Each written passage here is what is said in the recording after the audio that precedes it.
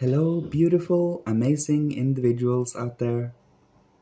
Today, I would like to speak about how our dark experiences and painful pasts have helped nourish our being for understanding this world. It is kind of a manure for our soul. It brings about an understanding of others and where they come from when they feel pain. And as we all know, manure really stinks. And we have to get used to the smell. And when you get used to the smell, you can see the beauty in it. You can see the beauty in even the stink of it. Because when you have certainly gained a new foothold on what is uncomfortable, a new foothold on what is freeing, what is accepting, and what is in good faith, you can bring about a certain harmony to your life, a certain balance, equilibrium. You are living here and now, but you are fully aware that you have come from a past and that you are going towards a future. All of these three streams are affecting us constantly.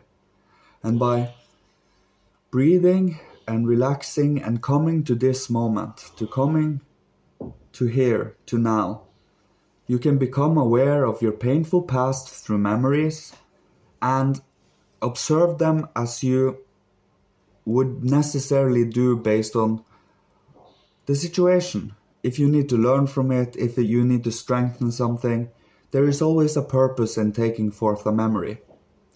And you also do this subconsciously, just so you know. You're cleverer, you're more super sensible person takes them forth for you to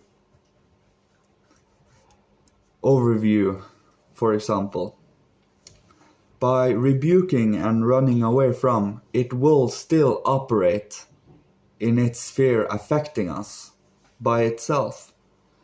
And it is still alive, it is still part of us, but we are neglecting it, we are rejecting it. This part will be what we ourselves consider a foreign and an intruding part of us, even though it is as natural as everything else of us. It has become part of our soul in a sense. And by wanting to run away from it, by wanting to just distract away from it, we reject our inner child, our inner past selves that has made mistakes in life, that has made painful situations, that has made errors that might as well have broken a person. But we are always given a choice when life has broken us in a certain way. You can choose to be still being broken, or you can choose to heal and to have faith and hope and be an uplifting force for humanity, because we know here and now we can build something foundational, something loving, something for mankind, something for all of the living creatures here, with true dignity, with true human royalty, as I like to call it, to feel more angelic in being, by being loving, by being accepting, but at the same time having a certain passive resistance to evil, and stay strong in that, not being swayed by temptations and such. And when I say temptations, I mean more serious implications of it, not taking a cigarette or drinking coffee or such things like that.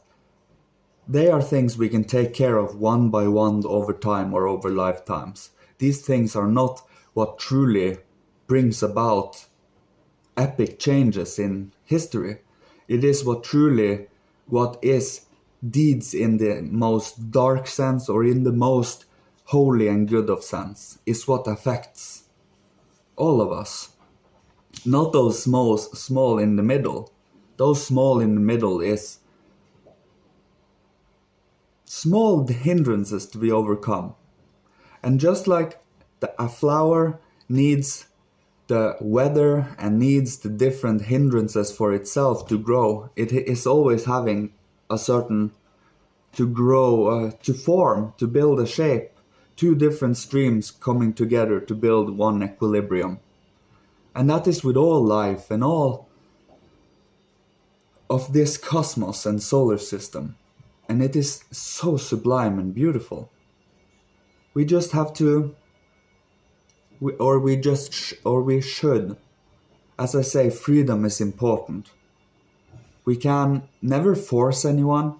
We can only point towards a certain way of thinking or a certain answer we have found out so that others can try to look for it themselves with their own freedom whenever they feel like and however they feel like. No pressure is allowed in true spirituality. It is freedom, but also love. Love, ethics, and morals. The only pressure we can have is upon ourselves to uphold these morals and ethics. If we are to impose certain rules on others, we become kind of tyrannical, right? And we have our own beam in our eye, so we should not focus on other people's little speck. I love that way. I love that quote in the Bible. We all have our things to work upon, to trying to find out about. And it never stops. It is a constant life process. It is a living, changing thing. And when you get to become well acquainted with the stink purifies and it becomes an enjoyment to sit here. It is no longer stinking. The manure has been absorbed into the earth and the plant is already starting to grow. The manure always comes more or less in the start, and of course you have to do that. You have to kind of go through that from time to time in life to be reminded that we are human. But we don't always need to smell the stink. And by finding the stink beautiful in its own nature, by finding that we can learn from it and grow from it, and trying to find a natural curiosity to life, a certain will to live, to be interested in others, to be interested in cultures, to be interested in any kind of religion and spiritualities, and different perspectives of life. By being open, but at the same time knowing who we are as individuals, then you have a certain anchor, but you are also shape-shifting, because you take every person individually. Every single person deserves to be taken as their unique soul. Some, of course, likes to be taken as a group soul for some reason, but I can't see them as that because they have their own life they come from with their own responsibilities and opinions and thoughts and feelings. And if I already know about their group, the group feelings and group souls are pretty easy to understand over time, but the individual is much more complex than that. Because we are physical beings that are affected by all around us. That is the beauty of life. To explore, to be an adventurer, to be a main character in a movie, but at the same time see everyone else also as fully and partly a main character in their movie, but we all our individual movies are sharing in on one movie. And that is the beautiful part, and the more we get to live it in a sense, the more joy and beauty and love from a higher perspective in earth form we can live from. And that is the joy, the beauty, the love, the certain respect and devotion and reverence we need to have to life, because it is such sublimity in it. All this life, all these forms and dances of movements, and all these feelings, and all these different forms of thoughts, and way of having our inner life, and way we, with our 5 outer senses, now we have more than 5 senses. We also have sense of balance, sense of language, sense of warmth, and so on. But I'm not going to go deeper into that. But seeing through our 5 senses we are aware of here and now, and infusing it with our thoughts and feelings to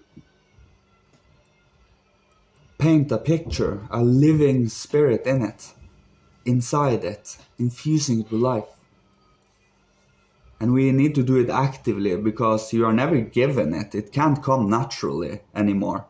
Some are given that natural initiation, but to train it day by day, practice moment by moment. It's like a seed. You have to take care of it, and you have to nourish it and be kind with it. And I think this is what I had to say today. Thanks everyone. May the divine guide you all on your path and find out what you are looking for, who you are, and what your spirituality will be looking like. Love you all. Goodbye.